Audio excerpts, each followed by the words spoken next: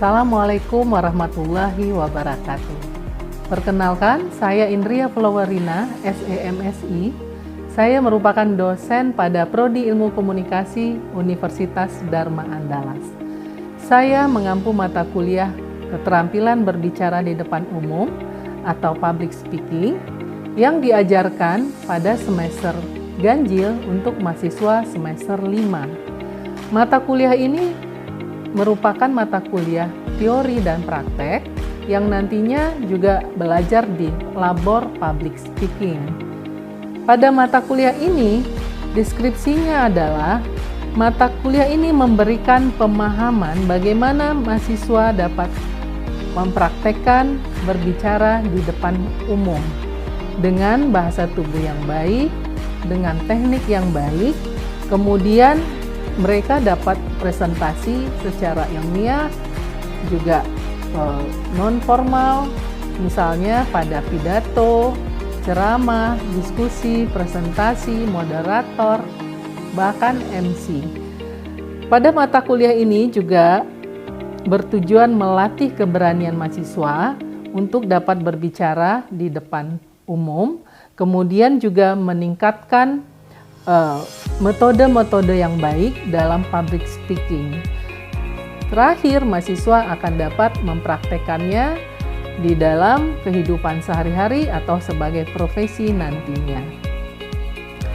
Materi pokok dari mata kuliah public speaking yang pertama, pengenalan public speaking, kemudian etika public speaking, kemudian menguasai atau kemampuan mendengar dan berpikir kritis, menganalisa audiens, menulis naskah public speaking, teknik berbicara di depan publik, penguasaan panggung, kemudian juga bagaimana untuk dapat menggunakan alat-alat yang berkaitan dengan presentasi, menjadi MC, moderator, berpidato, dan juga bagaimana membangun percaya diri dengan berbahasa dan berkomunikasi yang baik. Adapun buku yang kita gunakan yaitu buku public speaking antara lain karangan Stephen Lucas yaitu The Art of Public Speaking, kemudian Handbook of Public Speaking oleh A.G. Mears, dan juga buku-buku pendukung public speaking lainnya seperti Public Speaking Charles Bonar Sirait, Komunikasi Massa oleh Nuruddin, dan lain-lain. Metode pembelajaran yang saya terapkan pada mata kuliah Public Speaking yaitu DIA, Delivery, Interaction, dan Assessment. Nah, dalam mata kuliah ini, Delivery, saya melaksanakan pembelajaran di kelas dengan meminta mahasiswa selalu membaca buku, textbook yang berkaitan dengan public speaking. Kemudian saya juga menjelaskan materi-materi di kelas dari minggu ke minggu, dan juga mahasiswa juga melakukan diskusi kelompok, tanya jawab, kemudian juga presentasi yang akan mereka lakukan dengan waktu tertentu. Nah, kemudian metode selanjutnya adalah interaction. Di kelas, saya melakukan pembelajaran dengan sangat terbuka, di mana membuka diskusi dan pertanyaan kepada mahasiswa setelah saya memberikan materi.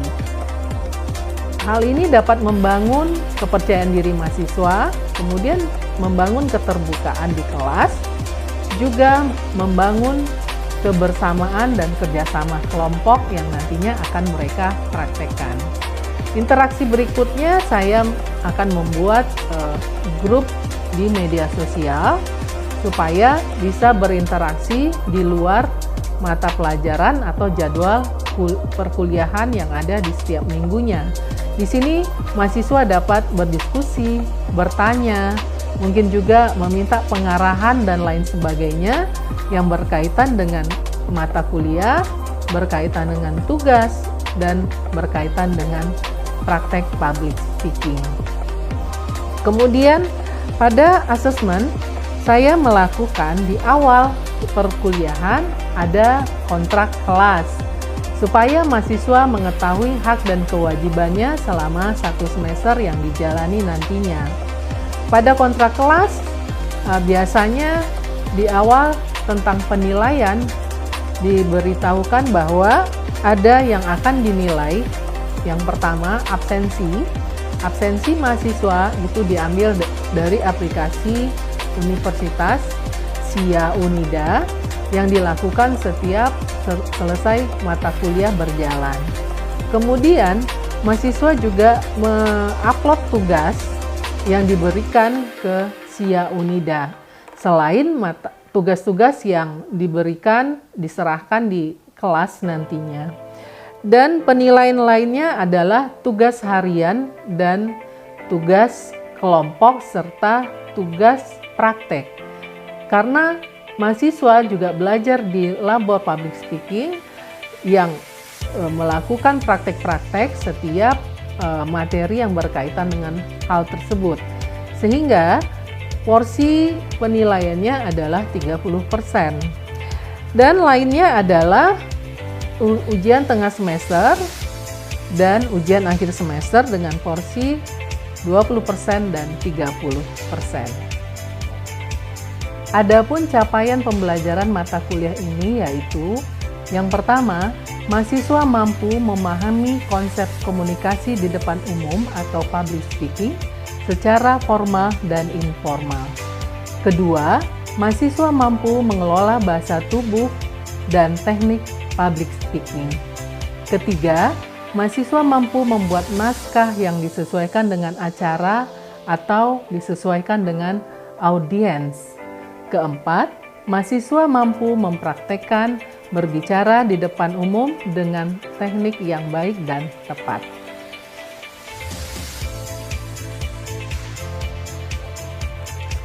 Selanjutnya, untuk mata kuliah public speaking, saya melaksanakan pengembangan kegiatan dalam pembelajaran ini. Salah satunya kami melakukan di akhir semester mengadakan lomba, misalnya lomba public speaking, lomba news anchor, lomba pidato, atau lomba stand up comedy. Selain itu juga mahasiswa membuat konten-konten kreatif yang berasal dari ide mereka pribadi dan kelompok. Tentunya ini untuk membangun kerjasama tim yang baik.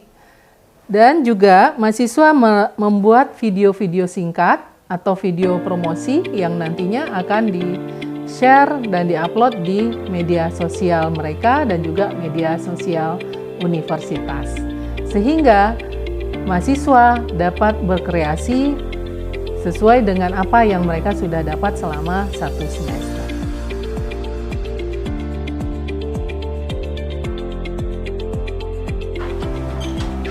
Selamat siang. Siang, Bu. Terima kasih sudah menunggu. Iya, Bu. Apa kabar? Baik. Minggu lalu kita ketemu di mata kuliah public speaking. Materi kita tentang, masih ingat minggu lalu tentang apa? Etika public speaking, ya. Nah, jadi Anda tentunya sudah memahami bagaimana etika public speaking, bahwa public speaking itu mempunyai tanggung jawab besar terhadap audiens kita, ya. Masih ingat kan ya materinya? Ya, kemudian jangan lupa juga public speaking itu harus mempunyai tujuan yang tertentu. Ada public speaking yang mempunyai tujuan yang buruk atau berdampak buruk harusnya kepada audiens atau masyarakat. Nah, minggu ini kita akan melanjutkan materi kita. Saya akan menjelaskan tentang teknik public speaking. Nah, di sini nanti setelah Anda belajar ini, tentunya nantinya kita akan mempraktekkan, ya. Minimal kita praktek dulu di depan kelas, ya. Nanti kita akan bergantian praktek. Setelah Anda mempraktekkan, nah tentunya kita diskusikan bersama-sama apa yang menjadi kelemahan atau kekurangan dari teman kita yang tampil, atau bahkan mungkin kita menjelaskan tentang kelebihan dari teman kita tadi, sehingga setelah itu kita mendapatkan hasil yang terbaik, ya, untuk kita tampil masing-masing. Baik, dari siap ya? Kita lanjutkan materi kita. Nah, kita lihat sekarang teknik public speaking. Sebenarnya kalau bicara teknik, di awal sebelumnya kita udah belajar juga bagaimana pola vokal, ya. Karena kalau berbicara tidak terlepas dari vokal, ya. Vokal itu termasuk verbal. Setelah itu non verbalnya, bagaimana bahasa tubuh kita, berdiri, duduk, berjalan di panggung, atau Anda mungkin menjadi moderator ya kan, menghadap si narasumber, memegang mic-nya, ya, kemudian eye contact, ekspresi wajah dan lain sebagainya. Nah, kita akan bahas di sini tentang penampilan, ya, atau look. Public speaking itu intinya adalah berbicara di depan umum, ya. Tapi orang melihatnya kita adalah satu sosok fisik, benar nggak?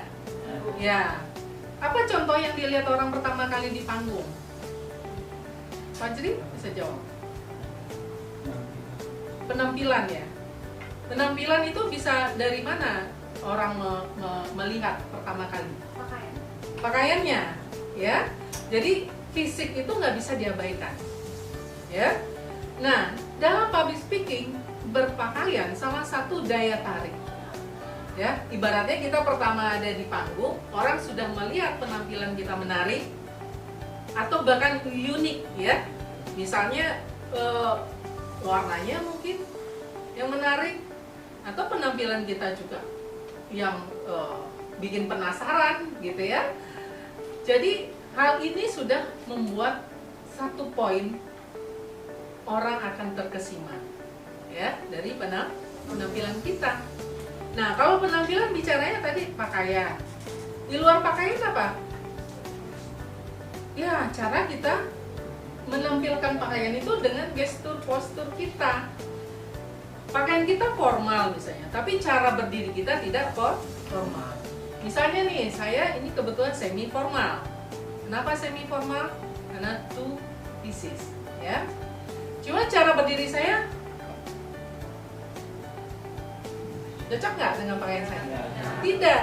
Berarti look kita selaraskan dengan postur gestur kita selama ada di depan umum, ya. Katakanlah di panggung misalnya, di depan ruangan, di depan kelas, atau di podium gitu ya. Artinya sesuaikan penampilan dengan bahasa tubuh kita. Nah, kalau penampilan kita di acara formal berarti penampilan harus formal. Yang sangat formal tentunya juga sangat formal, ya. Nah, bahasa tubuhnya berbeda-beda. Kalau acara sangat formal, misalnya upacara kenegaraan, pakaiannya formal, cara berbicara yang formal, bahasa tubuhnya tidak boleh terlalu banyak bergerak, ya, tidak lepas dari teks atau cue card, ya. Kemudian cara pegang mic-nya juga formal. Nah, berbeda ketika Anda menjadi moderator di acara santai misalnya, ya. Nah, itu tentunya bahasa tubuh nggak boleh formal. Itu akan menjadi membosankan bagi audiens kita. Jadi kita harus menyesuaikan penampilan tadi. Sesuaikan penampilan di acara apa kita, ya kan? Kemudian siapa yang mengundang kita? Jangan salah kaprah. Yang mengundang kita, artefaknya, perusahaannya warna biru, ya. Followernya atau mungkin lawannya, ya, saingannya, artefaknya warna merah misalnya, ya. Kita pakainya merah. Tentunya ini sangat tidak sesuai, ya, dan mengecewakan si pengundang, ya kan. Nah, hati-hati dengan pemilihan warna. Hati-hati juga dalam pemilihan artefak, ya. Kemudian penampilan ini disesuaikan tadi juga dengan apa bentuk acara, formal, informal, ceramah, diskusi, pidato, MC, ya, atau jadi moderator, atau Anda mewawancara orang, ya, itu disesuaikan. Nah, kembali kalau kita mau wawancara di tempat apa, siapa yang kita wawancara, itu harus kita sesuaikan dengan penampilan. Jangan nantinya mungkin Anda terlalu mengabaikan penampilan penampilan sehingga lawan bicara atau narasumber kita merasa tidak dihargai, ya. Mereka atau seseorang itu berpakaian formal, kita berpakaian sporty atau apa, ya. Itu harus kita survei sebelumnya, ya, siapa yang mengundang kita. Nah, kemudian selain penampilan yang kita sesuaikan dengan acara, penampilan juga kita sesuaikan dengan apa? Latar panggung kita. Makanya harus survei sebelumnya, 1 hari atau sebelumnya kita sudah mungkin ada GR atau survei, ya. Apakah panggung itu besar, luas, itu mempengaruhi kostum yang kita pilih, ya, supaya mungkin bagian kita. Atau ada dress code-nya misalnya, ya. Atau misalnya panggungnya putih, kita baju putih, nanti kita hilang di atas panggung, ya. Jadi penting survei tadi, ya, tele tentang pakaian tadi, ya kan. Kemudian yang melekat dari pakaian selain bahasa tubuh kita adalah atribut, ya. Apakah kita perlu memakai aksesoris yang berlebih, ya, atau perlu memakai aksesoris tertentu, ya, sesuai kebutuhan nantinya, ya. Ini akan kita sesuaikan. Misalnya apakah kita pakai hak tinggi sementara kita berdiri berjam-jam. Nah, ini perlu kita survei dan kita sesuaikan, ya. Jadi penampilan ini total look, ya. Kita udah mempelajarinya, ya, di mata kuliah sebelumnya di etiket dan pengembangan diri, bagaimana memilih penampilan sesuai dengan acara dan juga personality kita. Kita nggak bisa juga berpenampilan seperti orang lain yang kita suka. Cocokkan saja dengan kepribadian kita masing-masing. Oke. Kemudian yang perlu kita lihat juga adalah, jadi tadi penampilan yang pertama masih dilihat orang fisik, ya. Setelah itu berkaitan dengan suara kita. Kalau yang namanya public speaking, berarti kita berbicara di depan umum. Berapa jumlah umumnya? Tentunya sangat banyak. Nah, berarti kita perlu media atau alat bantu. Nah, ini penting kita tetapkan. Misalnya alat bantu peraga atau alat bantu media seperti kita sekarang, ya, supaya orang yang jauh juga tetap melihat tulisan atau gambar. Atau yang pasti memerlukan audio. Nah, audio ini sangat penting. Kenapa? Keberhasilan kita berbicara depan umum adalah menyampaikan pesan atau ide, ya kan? Tapi kalau pesan itu tidak terdengar, ya, atau samar-samar terdengar karena audionya yang kurang pas, gitu, ya, tentunya dia tidak akan sampai. Jadi penting kita memilih media, penting kita menentukan seperti apa medannya, terbuka di dalam ruangan, terus perlu kapasitas berapa audio yang cocok untuk suara kita, ya. Jadi itu dalam teknik public speaking penting sekali disiapkan. Nah, berikutnya kita kembangkan lagi bahwa dalam public speaking itu perlu sekali kita siapkan adalah kepercayaan diri. Saat di panggung, audiens kita banyak, perlu nggak percaya diri? Perlu. Bahkan kita harus mempersiapkan diri untuk percaya diri tersebut, ya. Nah, percaya diri ini kita bangun dengan banyak usaha, ya. Pertama tentunya kita belajar bagaimana mengenali diri sendiri, kelebihan kita, kelemahan kita. Misalnya kelebihan kita dalam berpakaian seperti apa, kelemahan kita seperti apa, kita kenali, ya. Nah, percaya diri penting supaya apa? Kita menghadapi banyak orang dan mata orang tertuju kepada kita. Tentu kita harus bangun percaya diri. Kalau Anda jadi narasumber, Anda harus membangun percaya diri dari menguasai materi, ya kan? Jadi kalau ada yang bertanya, ada yang ingin diskusikan, ya, kalau kita tidak menguasai materi, tentunya kita akan gagal dalam hal tersebut, ya kan? Kemudian percaya diri ini penting dalam hal apa? Tadi audiens kita sangat banyak, jadi kita bisa mengendalikan, ya. Saya sekarang sebagai MC, tadi saya sudah ditetapkan sebagai MC. Misalnya kita MC profesional, sudah ditunjuk. Berarti kita yang menguasai panggung itu, Itu salah satu bentuk membangun percaya diri. Kan kita, bukan orang lain yang ditunjuk. Ya kan? Tapi kalau orang lain aja yang disuruh, ya mungkin orang lain itu, saya bukan kapasitasnya. Gitu. Ya kan? Jadi membangun percaya diri ini penting. Nah, bagaimana kita mengasahnya? Yang pertama tadi, yakin dengan apa yang akan kita laksanakan. Itu kan pelatihan, ya, mempelajari materi. Kemudian apalagi? Misalnya dengan berulang-ulang tampil sehingga jam terbang kita cukup baik, membangun percaya diri kita. Ya, kan orang yang pertama tampil berbeda dengan yang tampil ke 10 kali. Benar nggak? Ya, itu pernah tampil public speaking? Pernah. Pertama kali di depan umum kapan? Selain di kelas, pernah nggak? 2019 acara besar. Acara apa kalau boleh tahu? Oh, duta remaja, berarti itu lomba ya. Nah, itu feel-nya beda ya, membangun percaya diri di depan umum. Walaupun sebelumnya mungkin ada pembekalan dan sebagainya, pada saat kita dinilai itu akan berbeda. Nah, sekarang ketika tampil dengan yang berikutnya tampil, itu berbeda nggak percaya dirinya? Berbeda, apalagi Vigo sudah punya pengalaman sebelumnya, tampil lagi di acara yang berikutnya, tentu sudah jam terbangnya bertambah. Jadi jangan lupa kita mengasah jam terbang itu. Jangan malu kalau disuruh presentasi. Jangan malu kalau presentasi kelompok. Kapan kita mengasahnya kalau bukan saat itu ya? Kemudian kalau ditunjuk untuk acara-acara, kita harus tampil, siapkan diri. Nggak usah menolak. Kalau enggak jam terbang nggak akan bertambah. Oke? Sampai di sini ada yang mau ditanya? Ya, silakan. Betari ya. Silakan Betari.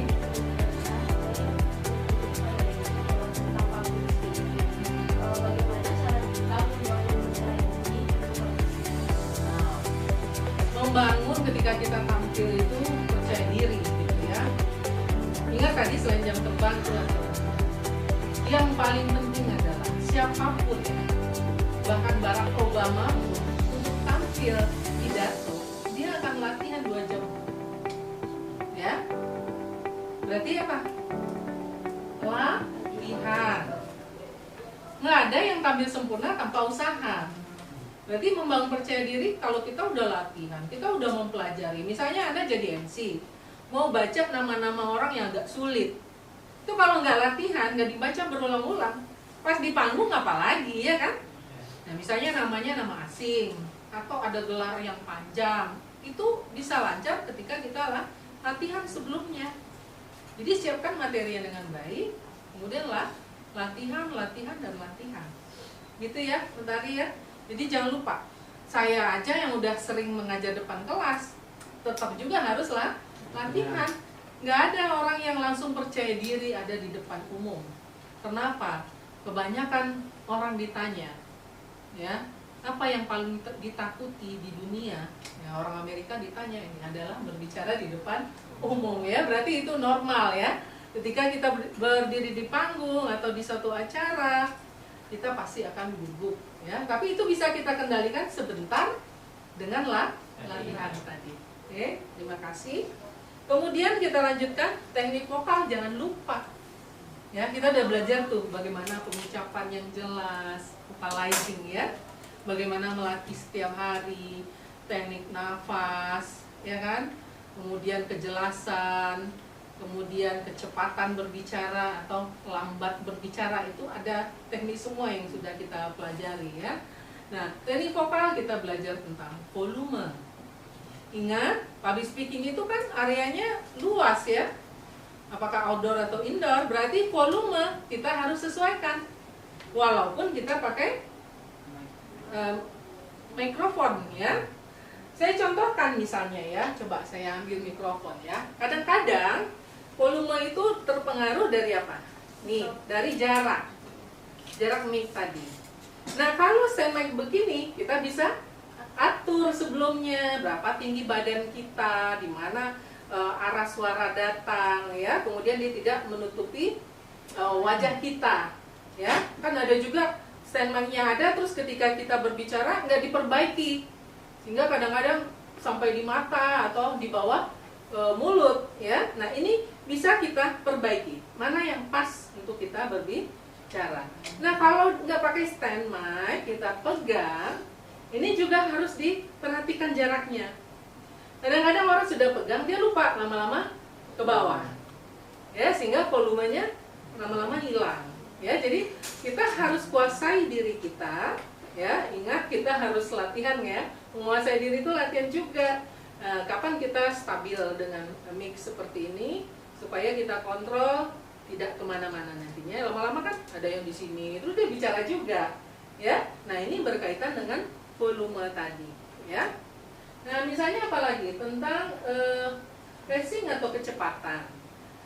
Berbicara cepat itu menarik ya kan, dibanding berbicara lama.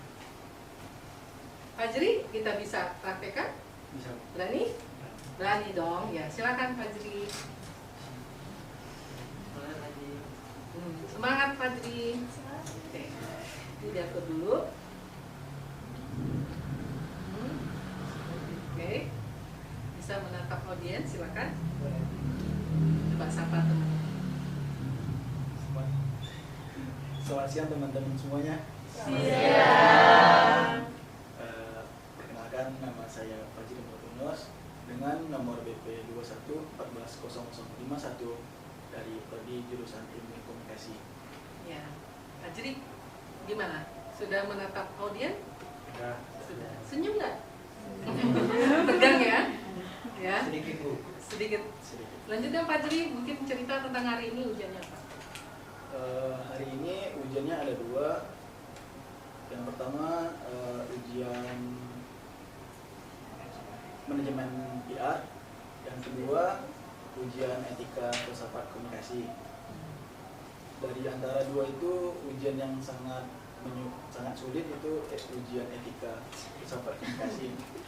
Karena itu ujiannya benar-benar perlu nalar kita. Dia harus siap harus belajar. Harus belajar. Mungkin dari teman-teman semuanya merasakan juga kan?